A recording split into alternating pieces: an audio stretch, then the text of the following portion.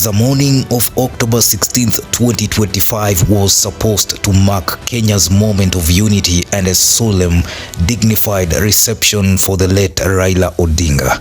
But instead, the runway of Jomo Kenyatta International Airport turned into a scene of emotional chaos.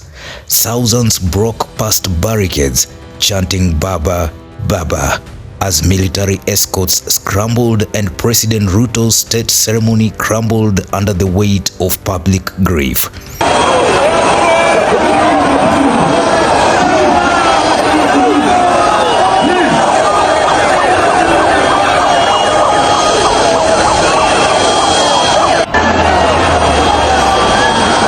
It wasn't just a breach of security, it was a breach of composure, a moment that reminded Kenya that Raila's influence didn't end with his last breath. At exactly 9:30 a.m., Flight RAO 001, a specially rebranded Kenya Airways flight, touched down from Kochi, India. The plane, tracked by over 21,000 users on Flight Radar 24, became a global focal point. From Kisumu to Nairobi, Kenyans followed every altitude drop, every minute of descent, as if counting down to history. On board was not just the body of a man, but the symbol of a political era.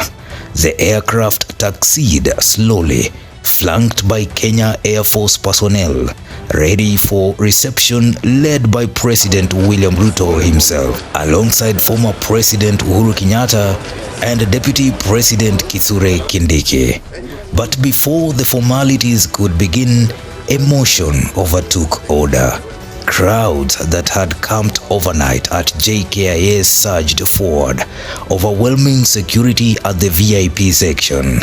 Dozens jumped over railings, others pushed through police lines, waving ODM flags high above their heads and twigs. "We must see Baba," they shouted. No, what are they doing? I think on the train.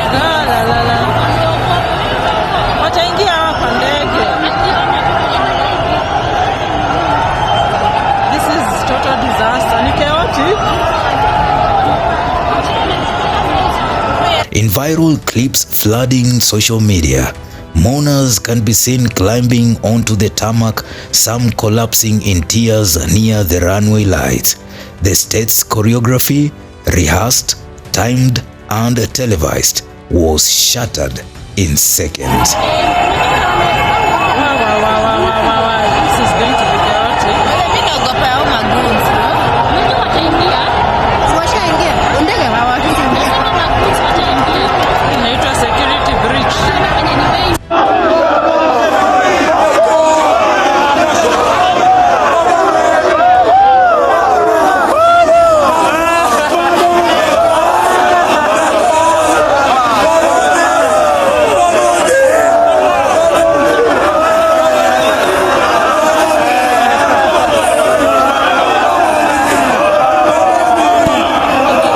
President William Ruto, flanked by First Lady Rachel Ruto, stood alongside former President Uhuru Kenyatta and members of the Odinga family, Oburu Oginga, Winnie, and Mama Ida Odinga. But the growing human tide changed everything.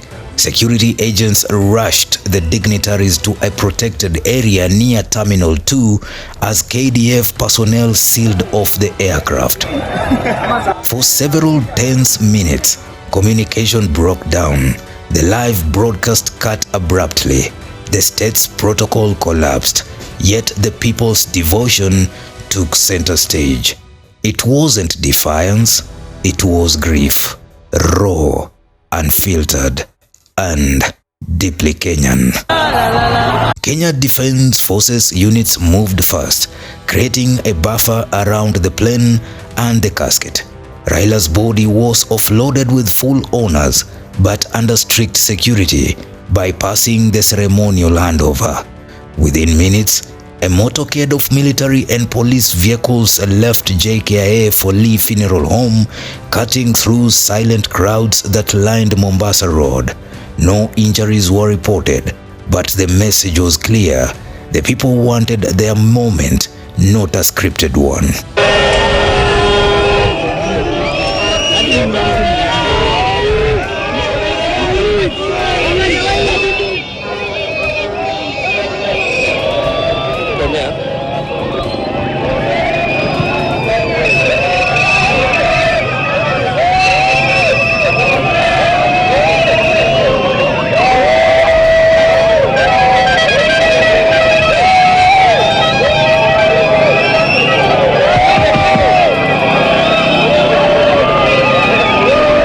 President William Ruto earlier had addressed the nation in a subdued broadcast. He declared 7 days of national mourning, flags at half-mast. October 17th, gazetted as a public holiday. In his words, Raila Odinga was not just a man of politics, he was the spirit of our democratic journey. Deputy President Kithure Kindiki outlined the revised schedule. Public viewing at Parliament Buildings, Nairobi from 12 p.m. to 5 p.m. had to be moved to Kasarani Stadium in Nairobi from Parliament due to security concerns. State funeral at Nyayo Stadium on October 17th with full honors.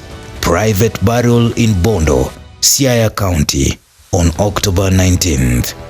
Security has since been intensified nationwide with armored presence along processional routes and parliament perimeters. The online reaction mirrored Kenya's streets. Grief wrapped in defiance. Baba's people showed up. No one could hold them back, read one viral post. Another lamented, grief is no excuse for chaos. Security failed Kenya today. But amid the noise, a deeper truth pulsed through the hashtags. Raila Odinga was not just mourned, he was claimed. The breach wasn't political, it was personal. It was the nation demanding to say goodbye on its own terms. Thursday's events at JKIA will be remembered not just for the disorder, but for what they revealed. That Raila Odinga's relationship with Kenyans transcended institutions. He belonged to the people before the state, and even in death, that order never changed. His journey from opposition leader to a global statesman remains unfinished, but his impact unerasable. The death of Raila Odinga has left Kenyans grappling with a paradox: how to mourn a man who defined defiance itself. The flags will fly low, the chants will echo again, and the streets will be painted in orange. This is not just Raila's farewell, it is the country's reckoning between its history, its politics, and its unyielding love for Baba. Rest in power, Raila Amolo Odinga. Newsroom, Maisha TV, Bushabi Jr.